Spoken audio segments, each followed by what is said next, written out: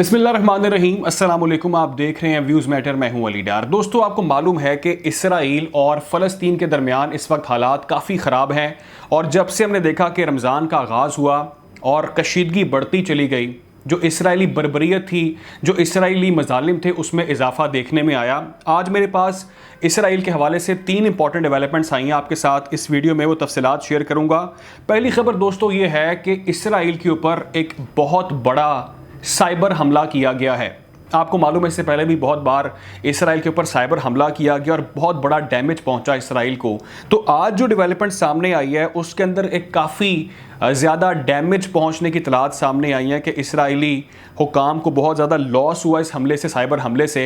ये क्या मामला है, इसकी तमाम तर तफसीलात आपके साथ शेयर करूंगा और बताऊंगा कि किस तरह से इसराइल पर ये साइबर हमला किया गया है। दूसरी डेवलपमेंट दोस्तों ये सामने आई है कि जो प्रोटेस्ट किया जा रहा था इसराइल के ख़िलाफ़, जो मुस्लिम ममालिक प्रोटेस्ट कर रहे थे, अब वो प्रोटेस्ट का दायरा कार जो है वो बढ़ता चला जा रहा है और ये प्रोटेस्ट का सिलसिला जो है अब दुनिया भर के जो यूरोपियन कंट्रीज़ हैं, जो वेस्टर्न कंट्रीज़ हैं, वहाँ तक ये मामला फैलता जा रहा है और दुनिया इस मसले पर इसराइल पर शदीद तनकीद कर रही है। कहाँ कहाँ पर इसराइल के ख़िलाफ़ और फ़लस्तीन के हक़ में प्रोटेस्ट किया गया, वो तमाम तफसील आपके साथ शेयर करूँगा और बताऊँगा कि अब क्या होने जा रहा है इसराइल के ख़िलाफ़। तीसरी इंपॉर्टेंट डेवलपमेंट है OIC के हवाले से।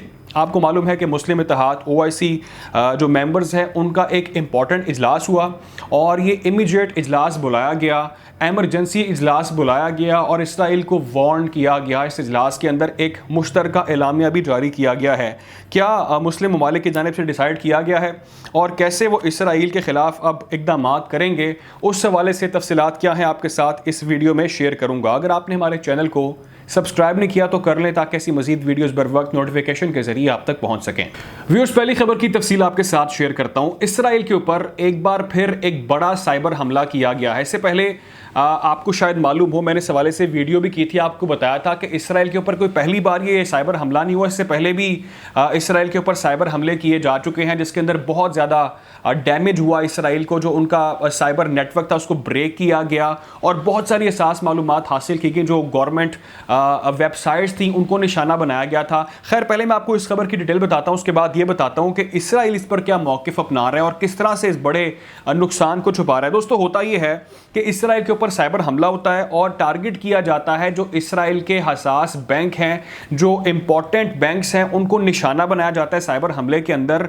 और कहा यह जा रहा है, जो खबरें सामने आ रही, रिपोर्ट सामने आ रही हैं, उसमें ये कहा गया कि बहुत सारी हसास इंफॉर्मेशन जो है वो लीक हो चुकी है। आपको मैं ये बताऊं कि इस हमले के हवाले से पहले तो ये बताऊं कि इसराइल किस तरह से इस हमले पर बात कर रहा है। इसराइल की जानिब से जो मौक़िफ़ सामने आया वो पहले तो कहते हैं कि हम पर कोई ऐसा हमला नहीं हुआ, कोई हमारा डैमेज नहीं हुआ, ये तमाम तर खबरें बेबुनियाद हैं, झूठी हैं, जिसको उसने पर्दा डालने की कोशिश की और बहुत सारे जो कस्टमर्स थे वो काफ़ी बरहम दिखाई दिए और बहुत सारी जो पैसों की ट्रांजैक्शंस थी, बहुत सारे जो पैसों के बड़े बड़े मामलात थे वो उनके हाथ से निकल गए और काफ़ी ज़्यादा वहाँ पर क्रिटिकल सिचुएशन पैदा हो गई। जिसके अलावा आपको ये बताऊँ कि ये हमला किया किसने इस हमले की जिम्मेदारी कबूल की, तो नाम जो सामने आया वो आया हैकर्स ऑफ सेवियर का नाम सामने आया। ये ऐसा ग्रोह है, ये वो लोग हैं जो माजी में भी बहुत ज़्यादा इसराइल को डैमेज पहुंचा चुके हैं। ये लास्ट वीक की बात आपको बता रहा हूँ, पिछले हफ्ते भी साइबर हमला हुआ इसराइल के ऊपर और जो उनकी गवर्नमेंट साइट्स थी उनको निशाना बनाया गया था।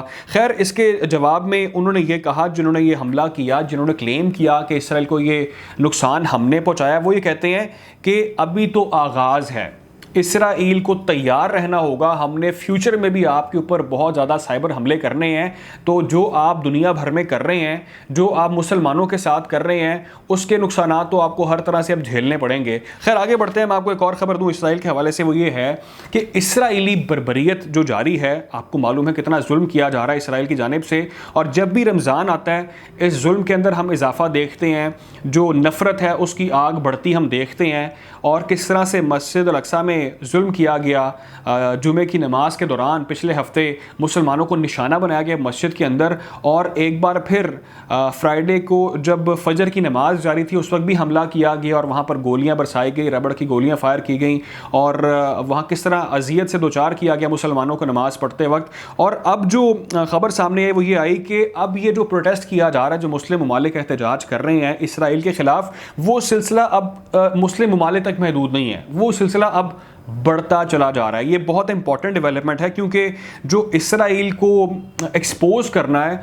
वो अब दुनिया भर में एक्सपोज किया जा रहा है और दुनिया इस पर आवाज़ बुलंद कर रही है। ये वेस्टर्न कंट्रीज़ के हवाले से खबर सामने आई है, बहुत ही अहम खबर है क्योंकि वेस्टर्न ममालिक के अंदर इसराइल के ख़िलाफ़ एहतजाज किया जा रहा है। मैं आपको पहले नाम बताता हूँ कि कौन कौन से ममालिक हैं जहाँ पर प्रोटेस्ट किया गया और फिर बताता हूँ कि इस प्रोटेस्ट के अंदर क्या मुतालिबात किए जा रहे हैं और किस तरह से इसराइल दुनिया भर में ज़िल्लत और रसवाई का सामना कर रहा है। दोस्तों, ये जो प्रोटेस्ट किया गया इसराइल के खिलाफ पहला किया गया जर्मनी में, शदीद वहाँ पर प्रोटेस्ट किया गया, ऑस्ट्रिया में किया गया, कनाडा में किया गया, लंदन में किया गया, नीदरलैंड में किया गया और इसके अलावा और भी बहुत से ममालिक हैं जहाँ पर ये प्रोटेस्ट किए जा रहे हैं। और इस प्रोटेस्ट के अंदर पहले तो मैं आपको ये बताऊँ कि इसराइली जो बर्बरियत चल रही है, जो जुल्म चल रहा है उनकी जानिब से, जो वहाँ पर वो गुस्से का इस्तेमाल कर रहे हैं, पावर का इस्तेमाल कर रहे हैं, डंडे का इस्तेमाल कर रहे हैं, उसके खिलाफ मुसलमान रुक नहीं रहे, खौफजदा नहीं हो रहे। क्योंकि हमने देखा कि अभी जो लास्ट जुमा गुजरा उस पर 1.5 लाख मुसलमानों ने, 1.5 लाख फ़लस्तीनियों ने वहाँ पर नमाज अदा की और तमाम तर